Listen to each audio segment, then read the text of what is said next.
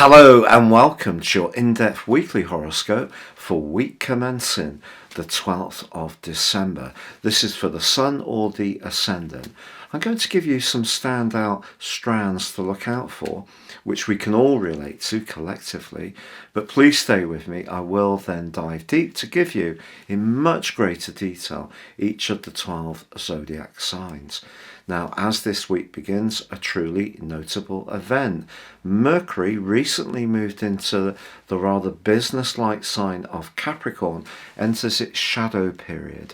This is the period before the retrograde begins, which is on the 29th of December. It comes out of that on the 18th of January.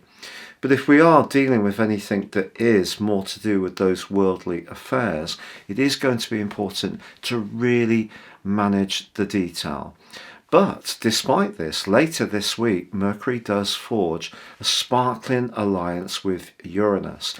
And it's suggesting, this combination, that if we can think of new and fresh ways to approach our worldly interactions, even at this late stage of the year, perhaps the shadow period and then the retrograde is asking us to rethink or flex in new ways, which can actually be really valuable to us. Now, also, right at the start of the week, Venus and Jupiter, the two planets of fortune, are just in a square. This runs over from the previous week.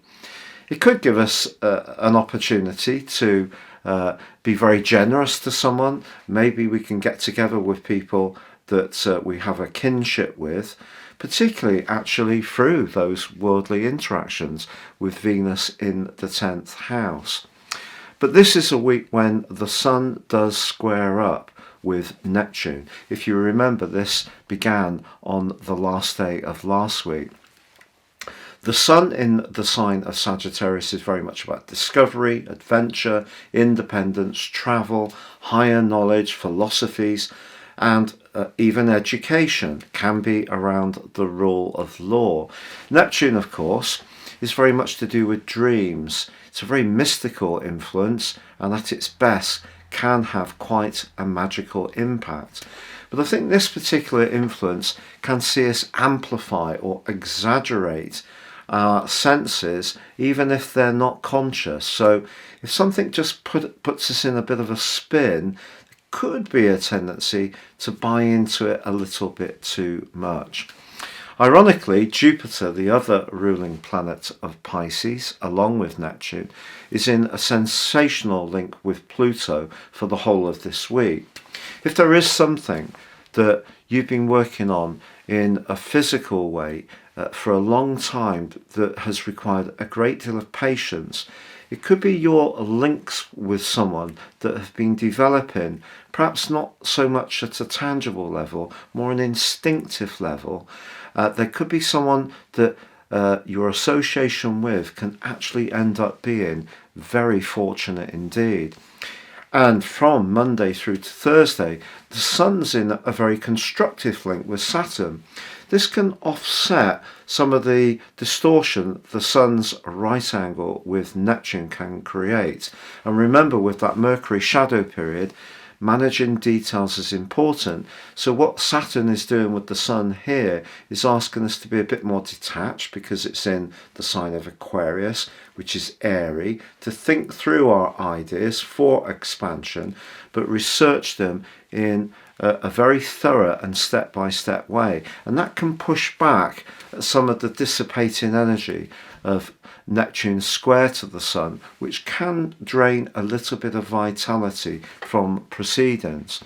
Now, on Saturday, there is a quarter moon in the precise sign of Virgo. This is just saying to us, if we do feel that we want to help out or volunteer or assist people in some kind of ways, that's very laudable. We just need to make sure in the following week that we're not promising to do something that actually becomes a bit of a bind to deliver on, perhaps around those festive arrangements. But right at the end of this week, it's the Sun that comes into Jupiter, into a square with Jupiter, replacing Venus. And this is an aspect really that can actually have a very generous side to it. If we can find ways to embrace the more traditional festive strands of looking out for those who are less fortunate, of just small but important gifts, these type of things actually could really have quite an impact on the recipient. But it's also saying to us not to get too caught up in trying to be too much of a people pleaser, I think, around our budget if we are facing some financial realities which are tricky.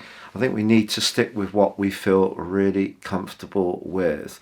But there could be some kind of discussion at the end of this week where you find yourself talking about something where you have a very different worldview from the person that you're discussing this issue with, but actually you can gain or learn something from what could even be a disagreement if you're open to the possibility. Now, we're nearly in 2023. What will the year hold for you as an individual? You can gain a lot from the zodiac forecasting for sure, but it's your personal astrology which is really crucial. If you give me your time, date and place of birth, I can give you your forecast for the coming year. And this will give you searing insights as to when planetary influences are impacting on your natal chart. But also my special package of 30% off. You can get your life roadmap, character analysis report. Please see the link below. If you're new to my channel, thank you so much for joining me. I'd love you to subscribe. If you're an ongoing follower, thank you so much for joining me once more. Now, here is your in-depth forecast for each sign. So Cancer, your week commencing the 12th of December forecast begins with Mercury, the planet of communication, entering its shadow period in your sector of relationships.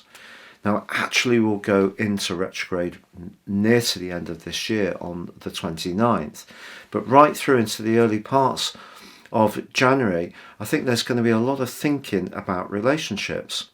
Now, obviously, this can be a time of the year when we can feel very nostalgic, become much more conscious of people who are no longer in our lives.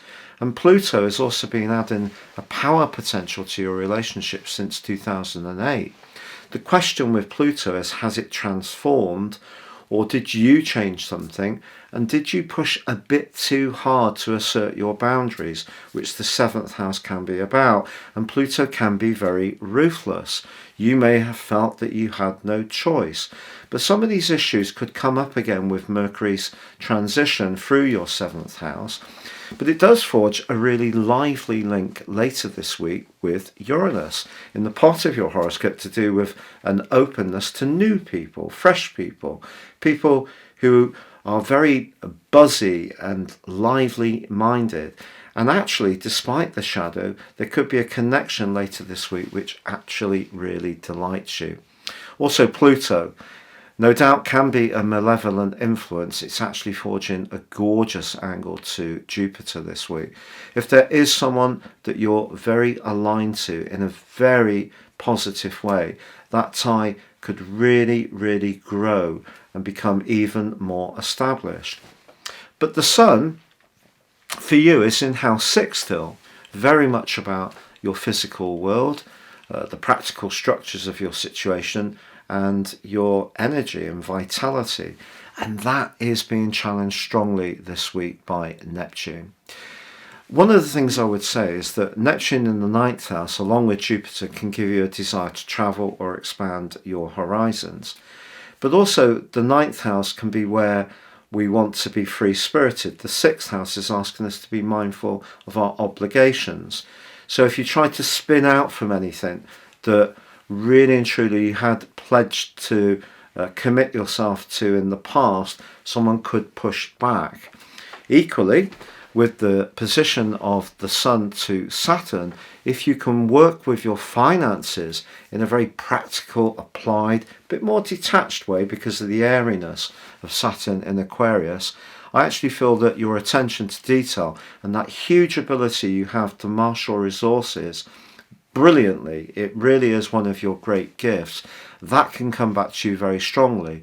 But the quarter moon on Saturday just suggests if you try to pack too much into the latter part of the week, you could end up feeling a bit exhausted. And that's one of the issues with Neptune in its square to the Sun. You will only have a finite amount of physical resources, so do use them as best you can. With Venus in the 7th house, that can be very sweet. Could be a connection with someone that has even a romantic dimension, but right at the end of the week the Sun goes into a square with Jupiter, so definitely not a time to promise more than you can realistically deliver.